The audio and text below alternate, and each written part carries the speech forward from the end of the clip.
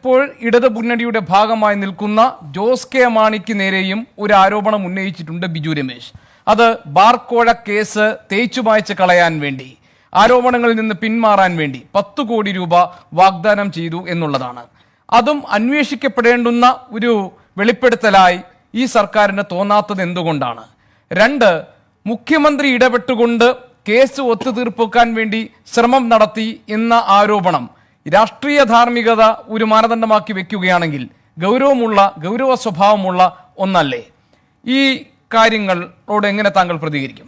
ഞാൻ ആ ചോദ്യത്തോട് പ്രതികരിക്കുന്നതോടൊപ്പം ഇവിടെ പറഞ്ഞ കാര്യങ്ങളോടുകൂടി പ്രതികരിക്കാം. മൊത്തത്തിൽ ഒരു പ്രതികരണമാവാം. ബഹുമാന്യനായ BJP പ്രതിനിധി ഇവിടെ ചില പരാമർശങ്ങൾ നടത്തി. ഇത് ഒത്തുതീർപ്പാണ് എന്നൊക്കെ ഉള്ള രീതി, അങ്ങോട്ടും ഇങ്ങോട്ടും അന്വേഷിക്കേണ്ട എന്നൊക്കെ ഉള്ള രീതി. അന്വേഷിക്കുന്നതിനെക്കുറിച്ചാണ് നമ്മുടെ ചർച്ച, അന്വേഷിക്കാതിരിക്കുന്നതിനെക്കുറിച്ചല്ല. പുതിയ വെളിപ്പെടുത്തലുകളുടെയും തെളിവുകളുടെയും അടിസ്ഥാനത്തിൽ അന്വേഷിക്കുന്നതിനെക്കുറിച്ചാണ് ചർച്ച. അതേസമയം ഒത്തുതീർപ്പിനെക്കുറിച്ചുള്ളതാണ് പറയേണ്ടതെങ്കിൽ അത് നിങ്ങൾക്കെതിരെയാണ് പറയേണ്ടത്. ഒന്നാമത്തത് ടൈറ്റാനിയം കേസ് തന്നെ. ഇപ്പോൾ ഒത്തുതീർപ്പ് കേരളത്തിൽ കാണുന്നത് BJPയും കോൺഗ്രസും തമ്മിലല്ലേ? കോൺഗ്രസിൻ്റെ ഭാഗത്തു നിന്ന് വരുന്ന ആരോപണം, BJPയുടെ ഭാഗത്തു നിന്ന് വരുന്ന ആരോപണം, വാചകങ്ങളിലെ അക്ഷരങ്ങൾ പോലും മാറ്റമില്ലല്ലോ. BJPയുടെ സംസ്ഥാന പ്രസിഡന്റ് ഉന്നയിക്കുന്ന അതേ ആരോപണമല്ലേ വാക്യഘടന തെറ്റാതെ പ്രതിപക്ഷ നേതാവ് ഉന്നയിക്കുന്നത്? വീക്ഷണം പത്രത്തിൻ്റെയും ജന്മഭൂമി പത്രത്തിൻ്റെയും തലക്കെട്ടുകൾ ഒന്നിൽ കൂടുതൽ ദിവസങ്ങളിൽ ഒരേ വാചകം കടന്നു വരുന്നത് യാദൃശ്യമായിട്ടാണോ? ഇവിടെ നിങ്ങളുടെ ഒരു മുന്നണി പ്രവർത്തിക്കുകയാണ്. ദേശീയ അടിസ്ഥാനത്തിൽ കേന്ദ്ര അന്വേഷണ ഏജൻസികൾക്കെതിരെ കോൺഗ്രസ് എടുക്കുന്ന സമീപനമാണോ കേരളത്തിലെ സമീപനം? ഇന്ത്യ മുഴുവൻ ദേശീയ അന്വേഷണ ഏജൻസികൾക്കെതിരായിട്ട് ശക്തമായ സമരമല്ലേ അവർ നടത്തുന്നത്? കേരളത്തിൽ ആ നിലപാടല്ലല്ലോ. രാഹുൽ ഗാന്ധിയെ തിരുത്തല്ലേ ചെയ്തത് ഇവിടെ പ്രതിപക്ഷ നേതാവ്? അപ്പോൾ ആര് തമ്മിലാണ് കൂട്ടുമുന്നണി പ്രവർത്തിച്ചുകൊണ്ടിരിക്കുന്നത്? അതിൻ്റെ തെളിവാണ് പറഞ്ഞത് ടൈറ്റാനിയം കേസ്. എത്ര നാളായി CBIയുടെ മുമ്പിലിരിക്കുന്നു? ചാടിപ്പറന്ന് വീണല്ലോ CBI കേരളത്തിൽ. ടൈറ്റാനിയം കേസിൻ്റെ മുമ്പിൽ എന്തേ കാഴ്ചക്കാരായി നിൽക്കുന്നു? മറുപടി പറയൂ. അതാണ് ഒത്തുതീർപ്പ്, മനസ്സിലായില്ലേ? അതാണ് മുന്നണി. അപ്പോൾ അത് ആ ചോദ്യം നിങ്ങൾ മറുപടി പറയേണ്ട ചോദ്യമാണ്. അതോടൊപ്പം ഇവിടെ ബഹുമാനിയായ കോൺഗ്രസ് നേതാവ് പറഞ്ഞിട്ടുള്ള ചില കാര്യങ്ങൾ അദ്ദേഹം പറയുന്നു. ഒന്ന് ആരോപണവും ഒന്ന് വസ്തുതയെന്ന് ഞാൻ പറഞ്ഞു. അദ്ദേഹം കേട്ടത് തെറ്റിയതാണ്. ഞാൻ പറഞ്ഞത് ഒന്ന് ആരോപണവും ഒന്ന് വെളിപ്പെടുത്തലും എന്നാണ് പറഞ്ഞത്. വസ്തുത എന്ന വാക്ക് ഞാൻ ഉപയോഗിച്ചിട്ടില്ല. അത് കോടതി തീരുമാനിക്കട്ടെ, അത് അന്വേഷണ സംഘം തീരുമാനിക്കട്ടെ. നിങ്ങളായിരുന്നു ഞങ്ങളുടെ സ്ഥാനത്തെങ്കിൽ ചിലപ്പോൾ അങ്ങനെ പറയുമായിരുന്നു. ഞാൻ പറഞ്ഞിട്ടില്ല. ഒന്ന് വെളിപ്പെടുത്തൽ, ഒന്ന് ആരോപണം. അത് ഏത് അളവുകോല് വെച്ച്, ഭാഷയുടെ അളവുകോല് വെച്ച് അളന്നാലും അത് ഞാൻ പറഞ്ഞതിനെ ഖണ്ഡിക്കാനൊക്കെ കഴിയില്ല. വെളിപ്പെടുത്തൽ എന്ന് പറഞ്ഞത് അദ്ദേഹത്തിൻ്റെ സ്വാനുഭവങ്ങളുടെ തുറന്നു പറച്ചിൽ. അദ്ദേഹം പറയുന്നത് എന്നെ വിളിച്ചു എന്നാണ് പറയുന്നത്, അദ്ദേഹത്തെ വിളിച്ചു എന്നാണ് പറയുന്നത്, അദ്ദേഹം കാശ് കൊടുത്തയച്ചു എന്നാണ് പറയുന്നത്. അതാണ് വെളിപ്പെടുത്തൽ. മറ്റേത് ഈ പറയുന്ന മുഖ്യമന്ത്രി ഫോൺ ചെയ്തു എന്നൊക്കെ പറയുന്ന സമയത്ത് അദ്ദേഹം അവിടെ ഉണ്ടായിരുന്നോ? ഉണ്ടെങ്കിൽ അതും വെളിപ്പെടുത്തലാണ്. അത് കേട്ടുകേൾവിയും ആരോപണമായി മാറുന്നതുകൊണ്ട് അതൊരു രാഷ്ട്രീയ ആരോപണമാണ്. പറയുകയാണ് ഇങ്ങനെ അവർ തമ്മിൽ ആലോചിച്ചപ്പോൾ അന്വേഷണം നിർത്താൻ പറഞ്ഞു, അത് ആരോപണം. മറ്റേത് അദ്ദേഹത്തിൻ്റെ അനുഭവങ്ങളുടെ പറച്ചിൽ. അത് വസ്തുതയാണോ എന്ന് കോടതി പരിശോധിക്കട്ടെ. ഞാൻ പറയാത്തൊരു വാചകം അങ്ങനെ വായിൽ തിരുകണ്ട. 2, അദ്ദേഹം ഉന്നയിച്ച ആരോപണത്തിൻ്റെ വിശദീകരണമാണ് ഞാൻ പറഞ്ഞത്. അതിൽ തെളിവുകൾ ഹാജരാക്കാൻ കേരള ബാർ ഹോട്ടൽ അസോസിയേഷൻ തയ്യാറായില്ല. അവർ കൊടുത്ത തെളിവ് ഹൈദരാബാദിലെ ഫോറൻസിക് ലബോറട്ടറി പരിശോധിച്ചപ്പോൾ അത് നിലനിൽക്കത്തക്കതായിരുന്നില്ല. അതിനെ തുടർന്നാണ് റിപ്പോർട്ട് സമർപ്പിച്ചത്. അപ്പോൾ തെളിവ് കൊടുക്കുന്നതിൽ വന്നിട്ടുള്ള പ്രശ്നമാണ്. അങ്ങനെയാണ് ആ കേസ് വരുന്നത്. ഞാൻ ആ കേസിൻ്റെ നാൾ വഴി ഇവിടെ പരാമർശിക്കുകയുണ്ടായി. പിന്നെ പുതിയ വെളിപ്പെടുത്തൽ ഇല്ല എന്ന് പറഞ്ഞു. പുതിയ വെളിപ്പെടുത്തൽ ഉണ്ടല്ലോ. എന്താണ് അങ്ങ് പുതിയ വെളിപ്പെടുത്തൽ ഇല്ല എന്ന് പറയുന്നത്? പ്രതിപക്ഷ നേതാവിനെതിരായി എന്തുകൊണ്ട് 164 സ്റ്റേറ്റ്മെന്റിൽ പരാമർശങ്ങൾ ഉണ്ടായില്ല? ഇത് നമ്മുടെ മുമ്പിലുള്ളൊരു സംശയമാണ്, ഒരു ചോദ്യമാണ്. അതിനെ സംബന്ധിച്ച് പുതുതായി വെളിപ്പെടുത്തുന്നു. ഇന്ന സാഹചര്യത്തിൽ ഞാൻ പറഞ്ഞില്ല. ആ വിളിച്ചതും പറഞ്ഞതും ഒക്കെ അദ്ദേഹം വേറെ സാക്ഷികളെ കൂടി ഉൾപ്പെടുത്തിയാണ് പറയുന്നത്. ഗവൺമെന്റിന്റെ ഫോണിൽ നിന്ന് വിളിച്ചു, മറ്റൊരു സുഹൃത്തിന്റെ ഫോണിൽ നിന്ന് വിളിച്ചു, ഇന്ന കാര്യങ്ങൾ പറഞ്ഞു, ഇതൊക്കെയാണ് പറയുന്നത്. അത് വെച്ചിട്ട് ഞാൻ നിങ്ങളെ വേട്ടയാടാൻ വന്നിട്ടില്ല. നിങ്ങളൊരു കാര്യം മനസ്സിലാക്കണം. ഇപ്പോൾ ഈ ചർച്ചയിൽ പങ്കെടുക്കുന്ന കോൺഗ്രസിന്റെ പ്രതിനിധി ഉൾപ്പെടെ യാതൊരു അടിസ്ഥാനവുമില്ലാത്ത കാര്യങ്ങൾക്ക് മുഖ്യമന്ത്രി ഉൾപ്പെടെയുള്ളവരുടെ കുടുംബാംഗങ്ങളെ കുറിച്ച് എത്ര മോശമായ പരാമർശങ്ങൾ ചർച്ച നടത്താറുണ്ട്. വേണമെങ്കിൽ അതിനൊക്കെ തിരിച്ചു കൊടുക്കാനുള്ള അവസരമല്ലേ ഇത്? പ്രതിപക്ഷ നേതാവിന്റെ സഹധർമ്മിണിയെ കുറിച്ചാണല്ലോ ആരോപണം വന്നത്. ഞാൻ എന്തെങ്കിലും ഒരു വാക്ക് ഇവിടെ പറഞ്ഞു? തിരിച്ചായിരുന്നെങ്കിൽ എന്താകുമായിരുന്നു സ്ഥിതി? ഞാനിപ്പോൾ അദ്ദേഹത്തിന്റെ ഒരു പഴയ ഫേസ്ബുക്ക് പോസ്റ്റിലെ ഒരു പരാമർശം ഞാൻ ഓർക്കുകയാണ്. അദ്ദേഹം പറഞ്ഞു, മറ്റേ ലൈഫ് മിഷനുമായിട്ട് മറ്റേ വടക്കാഞ്ചേരി ഫ്ലാറ്റ് സമുച്ചയവുമായി ബന്ധപ്പെട്ട കേസിലെ ഒരു കാര്യം പരാമർശിച്ചിട്ട് അദ്ദേഹത്തിൻ്റെ ഒരു പ്രയോഗമാണ്, മരുമകനും എ റഹീമും ഉറങ്ങിയോ ആവോ. അദ്ദേഹത്തെ പോലെ ചർച്ചയിൽ പങ്കെടുക്കുന്ന ഒരു സംഘടനയുടെ ദേശീയ നേതാവായിട്ടുള്ള ഒരാളെ വിമർശിക്കാം കഠിനമായി, പക്ഷേ ഈ വാക്കാണോ ഉപയോഗിക്കേണ്ടത്? മരുമകനാണെങ്കിൽ നിങ്ങൾക്കെന്താ പ്രശ്നം? നിങ്ങൾക്കെന്താ ഛേദം? അപ്പൊ ഇത്തരത്തിലുള്ള വില കുറഞ്ഞ പരാമർശങ്ങൾ നടത്തുന്ന കോൺഗ്രസിന്റെ പ്രതിനിധി ഓർക്കണം, ഇതൊക്കെ വേണമെങ്കിൽ തിരിച്ച് എന്തും പറയാം, അങ്ങനെ പറയണ്ട എന്ന് തീരുമാനിക്കുന്നത് അത്തരത്തിലൊരു ശൈലി സ്വീകരിക്കേണ്ടതല്ല എന്ന ബോധ്യത്തിൽ നിന്നാണ്. വിഷയം നമ്മുടെ മുൻപിൽ വരുന്ന വെളിപ്പെടുത്തലുകൾ, തെളിവുകൾ, ആരോപണങ്ങൾ, രാഷ്ട്രീയം, ഇത്തരം കാര്യങ്ങളാണ്. അതിനെ ഏത് നിലവാരത്തിലും കൈകാര്യം ചെയ്യാം. അങ്ങേക്ക് ഇഷ്ടമുള്ള കാര്യങ്ങൾ സ്വീകരിക്കുകയും ചെയ്യാം. ഞാനിവിടെ പറഞ്ഞത് ഇത് പുതിയ വെളിപ്പെടുത്തലാണ്, അതൊരു പുതിയ കാര്യമാണ്. അപ്പൊ അന്വേഷണം വേണ്ടി വരും. അല്ല ശ്രീ സ്വരാജ്, ഇതൊക്കെ പറയുമ്പോഴും മുഖ്യമന്ത്രി ഈ കേസ് അട്ടിമറിക്കാൻ വേണ്ടി ഒരു ഒത്തുതീർപ്പ് നടത്തി എന്ന ബിജു രമേശിന്റെ ഈ ആരോപണം എങ്ങനെയാണ് ഗൗരവമുള്ളത് അല്ലാതായി മാറുന്നത്? കാരണം മുഖ്യമന്ത്രിയും കോടിയേരി ബാലകൃഷ്ണനും അദ്ദേഹത്തെ കണ്ടപ്പോൾ ഈ പരാതിയിൽ ഉറച്ചു നിൽക്കണം എന്ന് ആവശ്യപ്പെടുകയും ആ ഘട്ടത്തിൽ അതിനുശേഷം പിന്നീട് കെ എം മാണിയുടെ ഒരു ഒറ്റ സന്ദർശനത്തിന് ശേഷം അന്വേഷണം മരവിപ്പിക്കാൻ വേണ്ടി തീരുമാനമെടുക്കുകയും ചെയ്തു എന്നതാണ് അദ്ദേഹത്തിന്റെ, താങ്കൾ പറഞ്ഞതുപോലെ തന്നെ ഗൗരവ സ്വഭാവമുള്ള മറ്റൊരു വെളിപ്പെടുത്തലായി നമുക്ക് മുന്നിലുള്ളത്. അപ്പോൾ ഇതിന് പിന്നിൽ ഒരു അഡ്ജസ്റ്റ്മെന്റ്, കാരണം അത് കഴിഞ്ഞ് നമ്മൾ കാണുന്നത് ജോസ് കെ മാണി ഇടതുമുന്നണി ഇടതുപാളയത്തിൽ നിൽക്കുന്നതാണ്. അപ്പോൾ ഒരു അഡ്ജസ്റ്റ്മെന്റ് രാഷ്ട്രീയം, ഒരു കോംപ്രമൈസ് രാഷ്ട്രീയം ഇതിന് പിന്നിൽ പ്രവർത്തിച്ചോ എന്ന് ന്യായമായും സംശയിക്കാവുന്ന തരത്തിൽ ആണല്ലോ ബിജു രമേശ് ഈ പറഞ്ഞിരിക്കുന്ന കാര്യങ്ങൾ. അപ്പോൾ ബിജു രമേശ് പറഞ്ഞു ഒരു ഭാഗങ്ങളെ മുഴുവൻ നമ്മൾ വസ്തുതാപരമായി കണക്കാക്കുകയും പരിഗണിക്കുകയും മറുഭാഗം അങ്ങനെ ആയേക്കാം എന്ന ഒരു ആനുകൂല്യം നൽകുകയും ചെയ്യുന്നത് നീതിയുക്തമാണോ? ഞാൻ അതിലേക്ക് തന്നെ വരാനാണ് ഉദ്ദേശിച്ചത്. ഒരു വാചകം കൂടി പറഞ്ഞു വരാം. ഇപ്പൊ കോൺഗ്രസ് പ്രതിനിധി ഇവിടെ പറഞ്ഞു വക്കീൽ നോട്ടീസ് അയക്കും, നിയമ നടപടി സ്വീകരിക്കും. അത് അവരുടെ അവകാശമാണ്, നടക്കട്ടെ. പക്ഷേ എത്രയോ നാളായി ഈ ആരോപണം വന്നിട്ട്. ഈ ഫോൺ വിളിയെക്കുറിച്ചുള്ള കാര്യം പുതിയത് വന്നതാണ്. കാശ് വാങ്ങിയതിനെ കുറിച്ച് വന്നിട്ട് കാലം കുറയായി. അദ്ദേഹം നിഷേധിക്കുക പോലും ചെയ്തില്ല. ഇപ്പോൾ ഈ സമയത്ത് ഈ അന്വേഷണത്തിലേക്കുള്ള തീരുമാനമെടുക്കുന്നതിലേക്ക് നയിച്ച അദ്ദേഹത്തിന്റെ ഇപ്പോഴത്തെ എന്ന് വെച്ചാൽ ഇന്നലത്തെ അല്ല, ഈ കുറച്ച് നാൾ മുമ്പുള്ള വെളിപ്പെടുത്തൽ വന്നപ്പോൾ സമയത്തും ഒരു അക്ഷരം പോലും പറഞ്ഞിട്ടില്ല, പ്രതികരിച്ചിട്ടില്ല. ഞാൻ കാശ് വാങ്ങിയില്ല എന്ന് പറയാൻ തയ്യാറായിട്ടില്ല. ഇപ്പൊ അന്വേഷണം പ്രഖ്യാപിക്കുന്ന ഘട്ടത്തിലല്ലേ നിയമ നടപടിയിലേക്ക് പോകുന്നുള്ളൂ. അതാണ് എനിക്ക് സൂചിപ്പിക്കാറുള്ളത്. ഇനി അങ്ങയുടെ ചോദ്യത്തിലേക്ക് വരാം. ഞാൻ വീണ്ടും ആവർത്തിക്കുന്നു, മുഖ്യമന്ത്രിക്കെതിരായിട്ടുള്ളത് ഒരു ആരോപണമാണ്. അതെങ്ങനെയാണ് അങ്ങ് വെളിപ്പെടുത്തൽ എന്ന് പറയുന്നത്? വെളിപ്പെടുത്തൽ എന്ന വാക്ക് നിലനിൽക്കണമെങ്കിൽ ഒന്നുകിൽ അത് സ്വന്തം അനുഭവമായിരിക്കണം, അതേ വെളിപ്പെടുത്താൻ പറ്റൂ. 2, വിശ്വസനീയമായ തെളിവുകൾ ഉണ്ടെങ്കിൽ അതും വെളിപ്പെടുത്തൽ എന്ന് വേണമെങ്കിൽ പറയാം.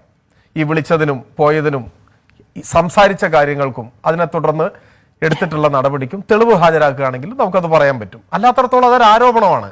അത് വെറും ആരോപണമാണ് എന്ന് ഞാൻ ഇവിടെ തുടക്കത്തിലേ പറയാൻ കാരണം ആ കേസിന്റെ നാൾവഴി പറഞ്ഞു. കേസ് രജിസ്റ്റർ ചെയ്യപ്പെട്ടു, കേസ് അന്വേഷണം മുന്നോട്ട് പോയി. ആ സമയത്ത് തെളിവ് നൽകാൻ തയ്യാറായില്ല. അദ്ദേഹം തെളിവ് നൽകാണ് വേണ്ടത്. അദ്ദേഹം തെളിവ് നൽകാൻ തയ്യാറായില്ല. നൽകിയ തെളിവ് ഹൈദരാബാദിലെ ഫോറൻസിക് ലാബിൽ പരിശോധിച്ചപ്പോൾ നിലനിൽക്കത്തക്കതല്ല എന്ന് കണ്ടെത്തി. ഇതാണ് അതിന്റെ നാൾവഴി. അത് മുഖ്യമന്ത്രി ഇടപെട്ടിട്ടാണോ? കാശ് കൊടുത്തു എന്ന് പറയുമ്പോൾ അതിന്റെ രേഖ വേണ്ടേ? ആ രേഖ ഹാജരാക്കാൻ സാധിക്കാതെ പോയി. അതിനെ സംബന്ധിച്ച് ഹാജരാക്കിയ CD നിലനിൽക്കാതെയായും പോയി. അതുകൊണ്ടാണ് കേസ് പോയത്. അതുകൊണ്ടാണ് കേസ് നിലനിൽക്കാത്ത ഒരു സാഹചര്യം വന്നുപെട്ടത്. അതിനെക്കുറിച്ച് പിന്നെ ഹൈക്കോടതിയിൽ കേസ് ഇരിക്കുമ്പോഴാണല്ലോ മുൻ ധനമന്ത്രി മരണപ്പെട്ടു പോയത്. അതാണ് അത് സംബന്ധിച്ചുള്ളത്. അതുകൊണ്ട് തന്നെ ആ ആരോപണത്തിന് ഒരു രാഷ്ട്രീയ ആരോപണത്തിന്റെ വിലയുള്ളൂ. മറ്റത് അദ്ദേഹത്തിന്റെ അനുഭവമാണ് തുറന്നു പറഞ്ഞത്. അദ്ദേഹത്തെ വിളിച്ചു എന്നാ പറഞ്ഞത്. അതിന് ശരിയോ തെറ്റോ എന്നുള്ളത് പരിശോധിക്കട്ടെ, തെളിയിക്കട്ടെ. ഞാൻ പറഞ്ഞല്ലോ, അതിൽ ഞാൻ തൂക്കാൻ വിധിച്ചിട്ടില്ല. ഞാനിപ്പോ അടച്ചാക്ഷേപിച്ച് എന്തെങ്കിലും ഒരു വാക്ക് ഇവിടെ പറഞ്ഞു, ഞാൻ പറഞ്ഞിട്ടില്ല. ഞാൻ കംപ്ലീറ്റ് ചെയ്യാം. അങ്ങ് പറഞ്ഞിട്ട് മറ്റൊരു ഭാഗമുണ്ട്. ഇവിടെ BJP പ്രതിനിധി ചോദിച്ചതുകൊണ്ട് അത് ജോസ് കെ മാണിയെ മുന്നണിയിൽ എടുത്തതൊക്കെ ആയിട്ട് ബന്ധപ്പെട്ടിട്ടുള്ള ഒരു വിഷയമാണ്. ഞാൻ സൂചിപ്പിക്കുന്നത് ജോസ് കെ മാണി മുന്നണിയിൽ എടുക്കാൻ പാടില്ല എന്നാണോ ഇവരുടെ അഭിപ്രായം? അവരെ മുന്നണിയിൽ എടുക്കാനോ തൊടാനോ പാടില്ലാത്തവരാണ്. അങ്ങനെയാണെങ്കിൽ BJP എന്തിനാണ് കേരള കോൺഗ്രസിന്റെ വാതുക്കൽ പോയി കാത്തുകെട്ടിക്കിടന്നത് അവരെ സ്വീകരിക്കാൻ വേണ്ടിയിട്ട്? അത് കിട്ടാതെ വന്നപ്പോഴുള്ള കൊതിക്കറുമല്ല ഈ പറയുന്നത്. നിങ്ങൾ അങ്ങനെ പറഞ്ഞിട്ടുണ്ടോ? അതിനു മുമ്പ് LDF-ൽ അവർ ചേരുന്നതിന് മുമ്പ് അവരെ തള്ളി പറഞ്ഞിട്ടുണ്ടോ? അവർക്കെതിരായ നിലപാട് സ്വീകരിച്ചിട്ടുണ്ടോ? രാഷ്ട്രീയ നിലപാട് സ്വീകരിച്ചിട്ടുണ്ടോ? നിങ്ങൾ പരമാവധി ശ്രമിച്ചു നിങ്ങളെ കൂടെ കൂട്ടാൻ. അതിന് നിങ്ങളുടെ മുൻ സംസ്ഥാന പ്രസിഡന്റും ഇപ്പോഴത്തെ സംസ്ഥാന പ്രസിഡന്റും ഒക്കെ പുറത്തിറക്കിയിട്ടുള്ള സ്റ്റേറ്റ്മെന്റുകളുണ്ട് വിവിധ ഘട്ടത്തിൽ. ഏത് സമയത്തും സ്വാഗതം എന്നാണ് അവർക്ക്. മനസ്സിലായില്ലേ? അത് നടക്കാതെ വരുമ്പോഴുള്ള കൊതിക്കറിവ് നിങ്ങൾ തീർത്തോളൂ. ഞങ്ങളുടെ നിലപാട് എന്താണ്? ഞങ്ങൾ അന്നൊരു ഉയർന്നു വന്ന അന്നത്തെ സാഹചര്യത്തിൽ ഞങ്ങൾ സമരം ചെയ്തിട്ടുണ്ട്, ഞങ്ങൾ നിലപാട് സ്വീകരിച്ചിട്ടുണ്ട്. UDF-ന്റെ ഭാഗമായി നിൽക്കുമ്പോഴാണ് UDFന്റെ ഭാഗമായ മന്ത്രിസഭയിലെ മന്ത്രിയെ സംബന്ധിച്ച് ഉയർന്നു വന്ന ആരോപണങ്ങളുടെ പശ്ചാത്തലത്തിൽ ഒരു പ്രതിപക്ഷം എന്ന നിലയിൽ ഞങ്ങളുടെ ഉത്തരവാദിത്വം നിർവഹിച്ചിട്ടുണ്ട്. അത് പിന്നീട് അന്വേഷണത്തിന്റെ ഘട്ടത്തിലേക്ക് കടന്നപ്പോൾ തെളിവ് ഹാജരാക്കാൻ സാധിക്കാതെ പോയി. അദ്ദേഹം ഇപ്പോൾ മരണപ്പെടുകയും ചെയ്തു. അതിനുശേഷം അദ്ദേഹത്തിന്റെ മകൻ നേതൃത്വം കൊടുക്കുന്ന പാർട്ടി ഒരു പുതിയ രാഷ്ട്രീയ നിലപാട് സ്വീകരിക്കുകയാണ്.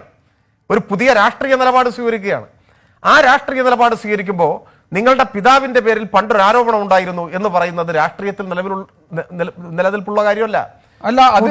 അത് ശരി സ്വരാജ്, ഞാൻ ചോദിക്കുന്നത് ജോസ് കെ മാണി താങ്കൾ നേരത്തെ പറഞ്ഞതുപോലെ തന്നെ അതേ സ്വഭാവത്തിലുള്ള ഒരു ആരോപണമാണ് ജോസ് കെ മാണിക്കെതിരെയും ഈ ബിജു രമേശിന്റെ വെളിപ്പെടുത്തലായി വന്നിരിക്കുന്നത്. എന്താണത്? ഫോണിൽ വിളിച്ച് ഈ കേസ് തേച്ചുമായ്ച്ചു കളയാൻ തെളിവില്ല എന്നിപ്പോൾ താങ്കൾ പറഞ്ഞു, അല്ലെങ്കിൽ കോടതിയിൽ അങ്ങനെ റിപ്പോർട്ട് സമർപ്പിക്കപ്പെട്ട കേസിൽ അത് തേച്ചുമായ്ച്ചു കളയാൻ 10 കോടി രൂപ വാഗ്ദാനം ചെയ്തുവെന്ന് ബിജു രമേശ് പറഞ്ഞത് എന്റെ ഫോണിൽ വിളിച്ചു പറഞ്ഞു എന്നതാണ്. അതിന് ഗൗരവ സ്വഭാവമില്ലേ? അന്വേഷിക്കപ്പെടേണ്ടതല്ലേ? ഞാൻ ഈ മുന്നണിയിലെടുത്ത കാര്യം പറഞ്ഞതിന് ശേഷം അതുകൂടി പറഞ്ഞ് അവസാനിപ്പിക്കാനാണ് ഉദ്ദേശിച്ചത്. അപ്പൊ മുന്നണിയിലെടുക്കുന്നതിനെ സംബന്ധിച്ച് പുതിയൊരു രാഷ്ട്രീയ നിലപാട് സ്വീകരിക്കുമ്പോൾ ആ നിലപാടിനോടാണ് ഞങ്ങൾ പ്രതികരിക്കുന്നത്.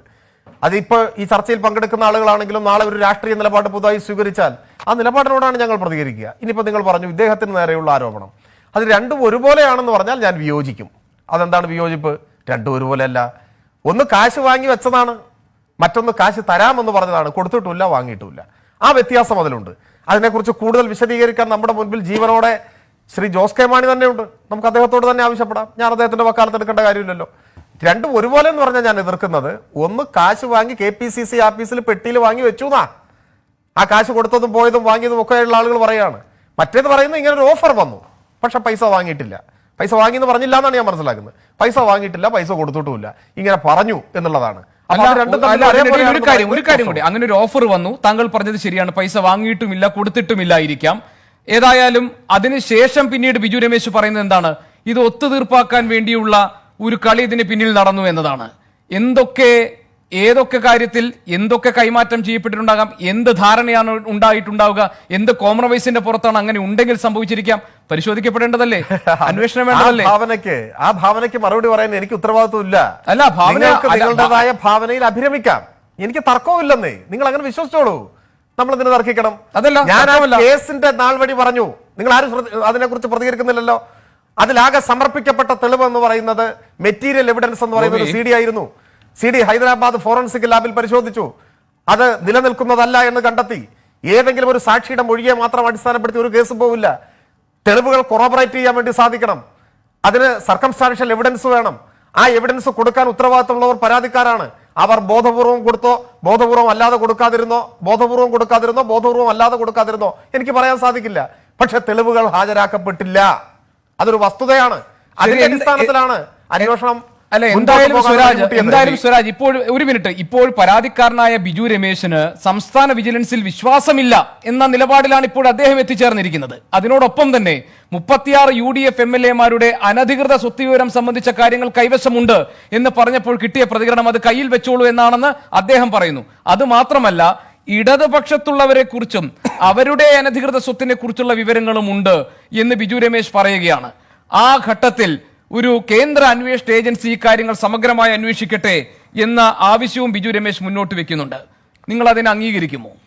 അദ്ദേഹത്തിന്റെ പൂർവാനുഭവങ്ങളുടെ അടിസ്ഥാനത്തിൽ അദ്ദേഹം വെച്ചിട്ടുള്ള ഒരു ആവശ്യമായിട്ടാണ് ഞാനതിനെ കാണുന്നത്. എന്തുകൊണ്ടെന്നാൽ അദ്ദേഹം തന്നെ വിശദീകരിക്കുന്നുണ്ട്, അന്നത്തെ വിജിലൻസ് അന്വേഷണം ഒരു പ്രഹസനമായിരുന്നു. അദ്ദേഹം പറഞ്ഞതായിട്ട് ഞാൻ മനസ്സിലാക്കുന്നത്. അദ്ദേഹം പറഞ്ഞ മൊഴികൾ പൂർണ്ണമായി രേഖപ്പെടുത്താൻ വേണ്ടി തയ്യാറായിട്ടില്ല. അതൊക്കെ അദ്ദേഹം പറഞ്ഞതായിട്ട് ഞാൻ മനസ്സിലാക്കുന്നു. എന്നാൽ 164 സ്റ്റേറ്റ്മെന്റിൽ അദ്ദേഹം ഇവരെ രക്ഷിക്കാൻ വേണ്ടി പറയാതിരിക്കുകയും ചെയ്തിട്ടുണ്ട്. അതും അദ്ദേഹം പറയുന്നുണ്ട്. അപ്പൊ ഞാനിപ്പോ അദ്ദേഹത്തിന്റെ വക്കീലായിട്ടല്ല ഇവിടെ ഇരിക്കുന്നത്. നമ്മുടെ മുൻപിൽ വന്ന ചില വസ്തുതകളോട്, ചില വാർത്തകളോട് ഞാൻ പ്രതികരിക്കുകയാണ് ചെയ്യുന്നത്. അപ്പൊ ഞാൻ പറയുന്നു, അദ്ദേഹം പറഞ്ഞതിൽ നിന്ന് നമ്മൾ കേൾക്കുന്നത്, ഞാനും നിങ്ങളൊക്കെ കേൾക്കുന്നത്, അദ്ദേഹത്തിന്റെ മൊഴി പൂർണ്ണമായി എടുക്കാൻ തയ്യാറാകാതെ അന്വേഷണം പ്രഹസനമാക്കി വിജിലൻസ്. ആ അനുഭവത്തിൽ നിന്ന് അദ്ദേഹം പറയുന്നു കേന്ദ്ര അന്വേഷണ ഏജൻസി ഇത് അന്വേഷിക്കണം. എന്നാൽ ഞങ്ങളുടെ നിലപാട്, അദ്ദേഹത്തിന്റെ പരാതിയിന്മേലുള്ള അന്വേഷണം മുൻപ് വിജിലൻസ് പ്രഹസനമാക്കിയതുപോലെ ഇപ്പൊ പ്രഹസനമാക്കില്ല. അത് ഈ ഗവൺമെന്റ് കേരളം ഭരിക്കുന്ന സമയത്ത് അന്വേഷണം പ്രഹസനമായി നടക്കില്ല. അവരെ ക്യാപിറ്റൽ പണിഷ്മെന്റിന് വിധേയമാക്കണമെന്ന് ഞാൻ ഒരു ഘട്ടത്തിലും പറയുകയുമില്ല.